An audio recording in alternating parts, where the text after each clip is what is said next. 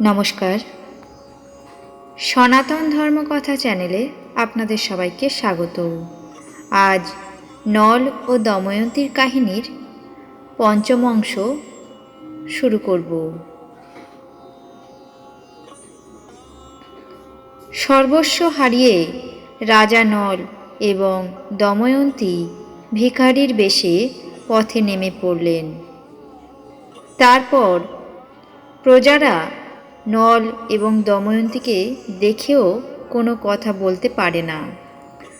নগরের কাছেই একটি ঘন বনের ভিতরে কেবল জল খেয়ে নল এবং দময়ন্তী 3 দিন কাটিয়ে দিল। তারপর দুজনে অতি কষ্টে বনের ফলমূল খেয়ে এমন করে বেশ কিছুদিন কেটে গেল। একদিন রাজা নল দেখলেন বনের ভিতর এক ঝাঁক পাখি চড়ছে। তাদের পালকগুলি যেন সোনার মতো দেখতে। নলের মনে সেই পাখিগুলো দেখে বড়ই আনন্দ হলো। তিনি ভাবলেন, পাখিগুলোকে মেরে খেয়ে তার পালকগুলি বিক্রি করলে কিছু অর্থ পাওয়া যাবে। এই ভেবে তিনি লতায় পাতার শরীরে উত্তম রূপে ঢেকে নিজের কাপড়খানি দিয়ে সেই পাখি ধরতে গেলেন। অমনি দুষ্ট পাখির দল খিলখিল করে হাসতে হাসতে কাপড়খানি নিয়ে উড়ে পালালো। যাবার সময় বলে গেল, মহারাজ, চিনতে পারলে না? আমরা সেই পাশা। সব হারিয়ে মনে করেছিলে বুঝি কাপড়খানি নিয়ে পালাবে, তাই আমরা তোমার এই কাপড়টিও নিয়ে চললাম। রাজা ভাবলেন, সময়ে সবই হয়, এরপর না জানি আর কত কি হবে।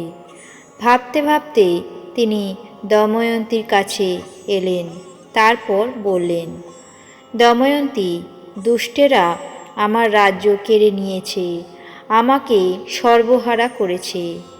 একখানি মাত্র কাপড় যা পরেছিলাম তাও তাদের সহ্য হলো না, আজ সেটিও নিয়ে গেল। এখন আমি যা বলি তুমি তাই শোনো।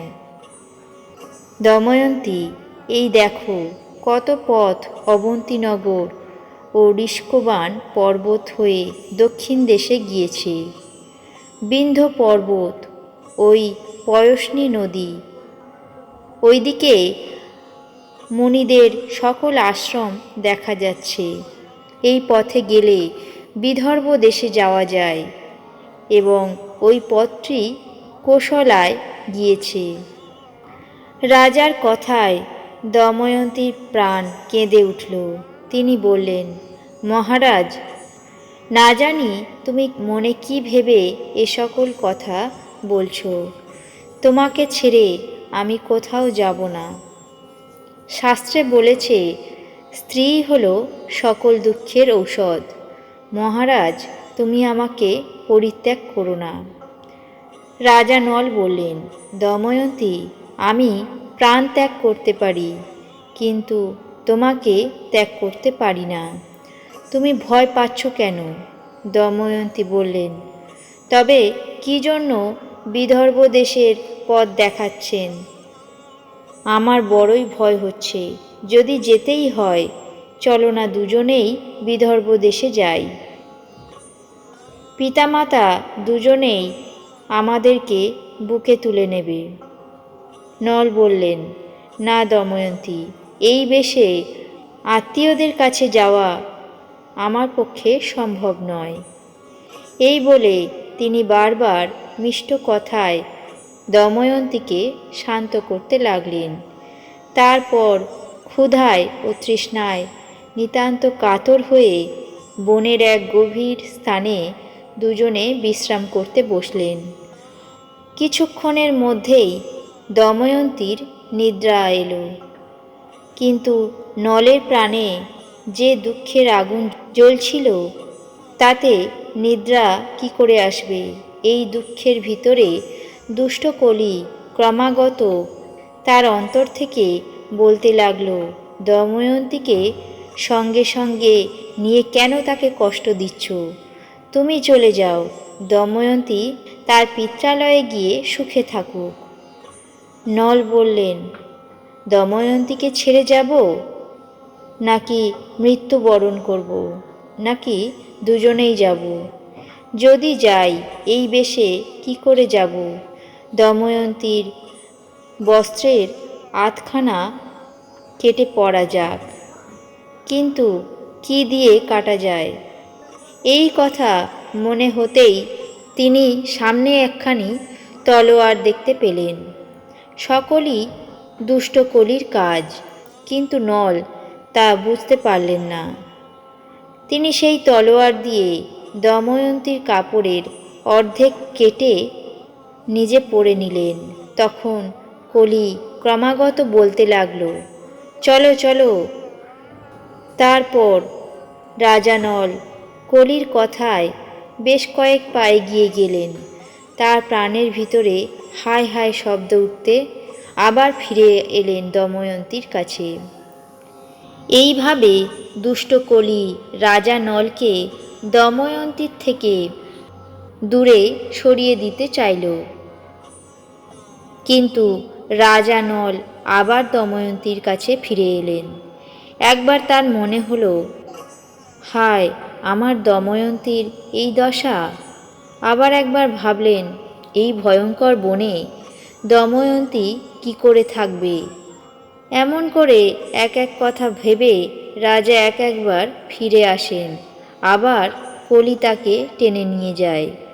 এমন করে শেষ পর্যন্ত কলিরই জয় হলো। নল চোখের জলে ভেসে বারবার দময়ন্তীর দিকে ফিরে তাকাতে তাকাতে পাগলের মতো ছুটে পালালেন। এদিকে দময়ন্তীর যে কি দুঃখের সাগরে ভাসবে রাজার বিরহে, তা রাজা নলের ভেবে দেখার ক্ষমতা ছিল না। যখন দময়ন্তী জেগে উঠলেন, দেখলেন নল কোথাও নেই। তখন যে তার কি কষ্ট হলো তা বর্ণনা করা যায় না।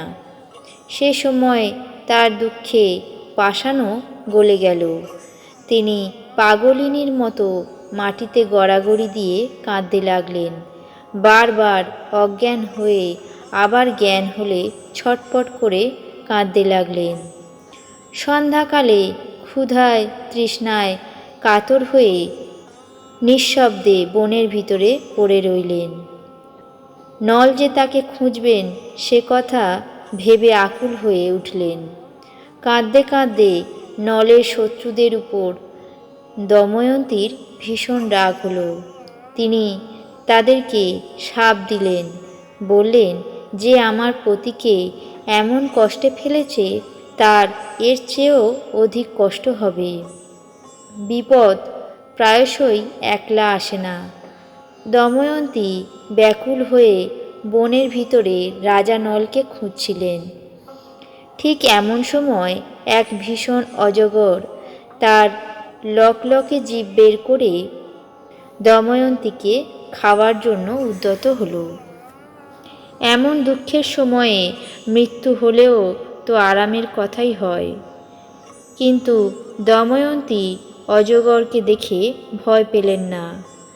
তার মনে হলো, হায়, এই ঘোর অরণ্যের ভিতরে আমাকে সাপে খেয়েছে, এ কথা শুনলে না জানি রাজার মনে কতই না কষ্ট হবে। আজ রাজা নল এবং দময়ন্তীর কাহিনীর পঞ্চম অংশ এখানেই শেষ করছি। বাকি অংশ আগামী পর্বে পাঠ করে শোনাব। আপনাদের কেমন লাগছে তা অবশ্যই কমেন্ট বক্সে জানাবেন। চ্যানেলটিকে সাবস্ক্রাইব করবেন, লাইক করবেন, শেয়ার করবেন। ধন্যবাদ।